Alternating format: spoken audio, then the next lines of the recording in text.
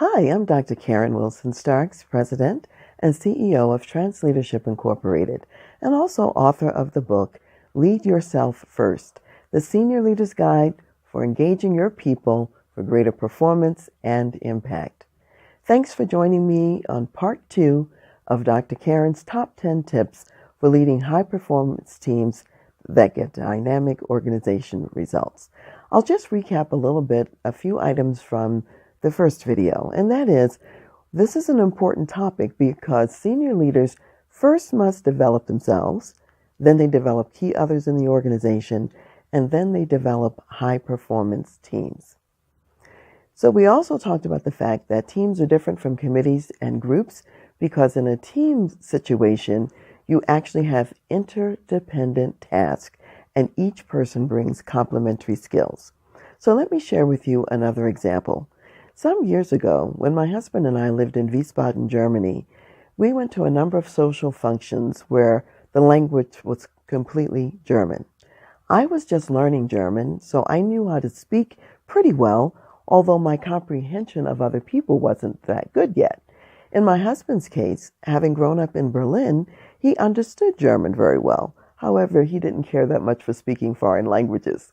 So when we would go to these social events, my husband would listen, and then he would tell me what the people said, and then I would answer back. Now, if he had gone to the party alone, he would have understood what was being said, but not be able to answer back. If I had gone to the party alone, I would be able to make myself understood and to say things to others. However, I wouldn't have understood what they said back to me. The two of us together made a very good team. We had complementary skills, and we needed each other's skills in order to really enjoy the social functions that we attended. So that's, again, another example of what it means to be interdependent and also complementary as far as skills go. So as we talk about the top 10 tips, I'm going to break them up into two groups. 5 tips that I would say are task-oriented, and then 5 tips that are more relationship-oriented. So I'm going to start with the task-related tips. And for all of these, I'm going to use an example of my life in the basic training squad when I was active duty in the Army as an officer. So here we were at basic training, and in my squad, which was the Medical Service Corps squad, which is a part of the Army Medical Department, we had people on that squad who were like optometrists, people who were audiologists, and psychologists such as me. And then we had some prior service people who had been enlisted soldiers who were now hospital administrator types. The prior service soldiers had already gone through enlisted basic training. They had many years in the Army already. They knew a lot of Army type skills, and we'll talk a little bit more about how that impacted our team. So first of all, number 1 as a top tip, you need to set clear and compelling results-driven goals.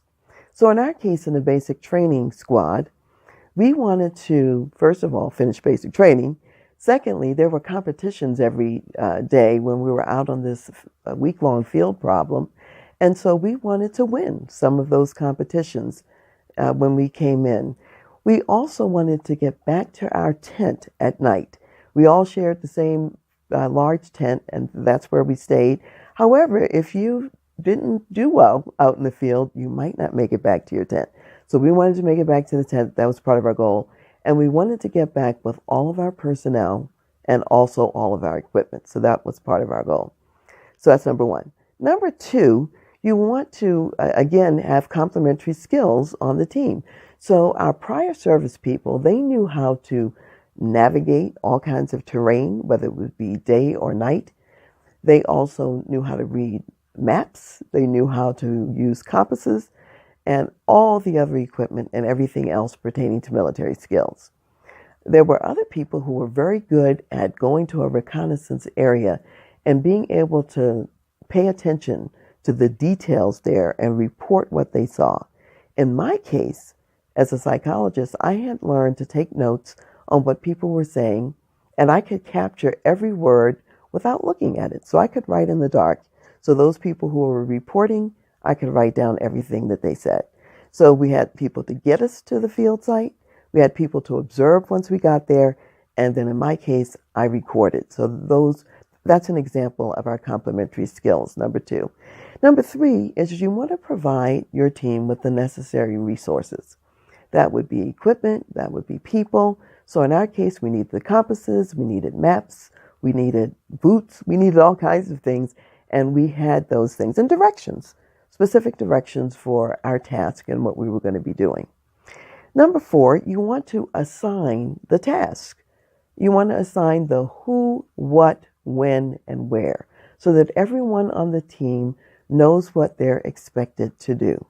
And then that leads to number 5 on the task side, which is really creating and establishing accountability structures so you can follow up and make sure that people really are on target and doing what they're supposed to do.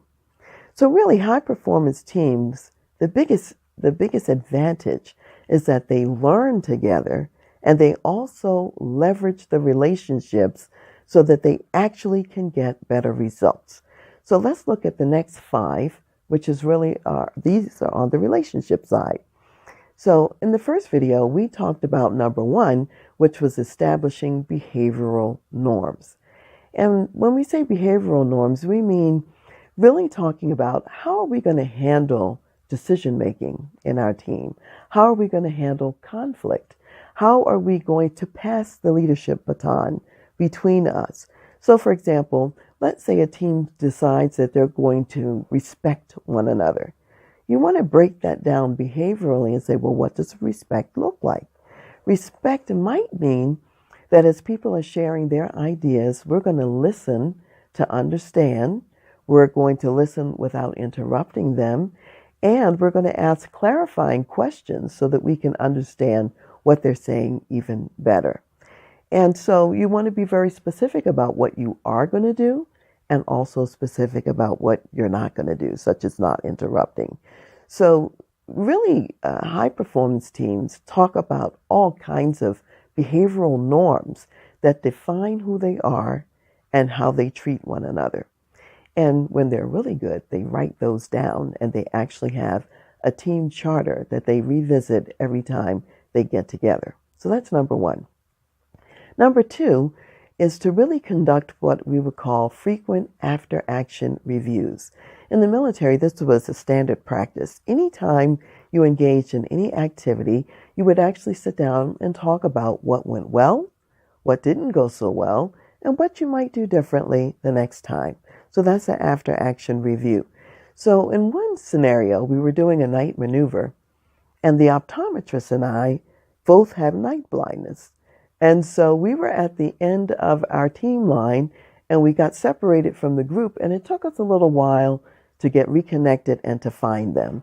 So in the after-action review, which we usually conducted in our tent at night after we got back from our activities of the day, and when we'd get back to the tent, we'd be polishing boots, we'd be cleaning equipment and getting ready for the next day, and then we would talk about, well, what went well and what happened. So the optometrist and I, we shared that we had gotten lost and separated from the group, and we talked about how it was difficult for us to find them, and that was an important piece of the after action, so people knew the impact and we could later make a different plan. So that's number 2.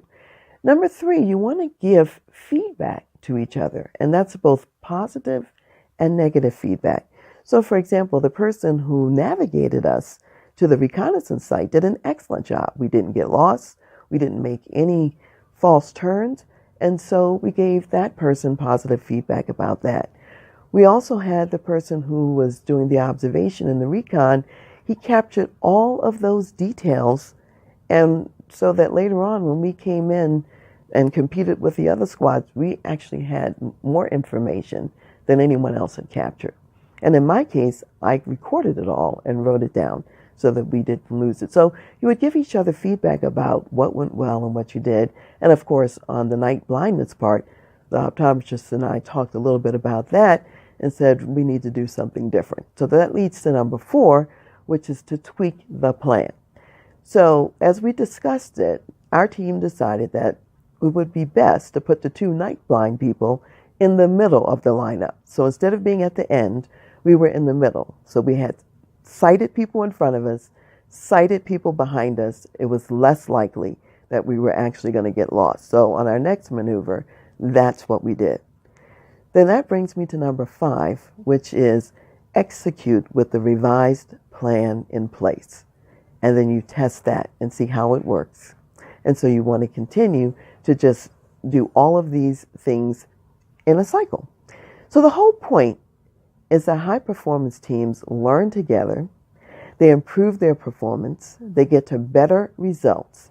And in the case of my basic training squad, guess what? We won most of our competitions. We finished basic training. And the reason we were so successful is because we practiced many of the tips I'm talking about here. We had clear and compelling goals. We had assigned tasks. We did regular after-action reviews. We gave each other feedback, and we tweaked the plan, as well as many other things along the way. So you also can have those same compelling results in your organization by following the top 10 tips for high-performance teams. So let me review those again. Number 1, set clear and compelling goals. Number 2, assemble team members who have complementary skills. Number 3, provide resources to your group, whether that be personnel, information, or equipment.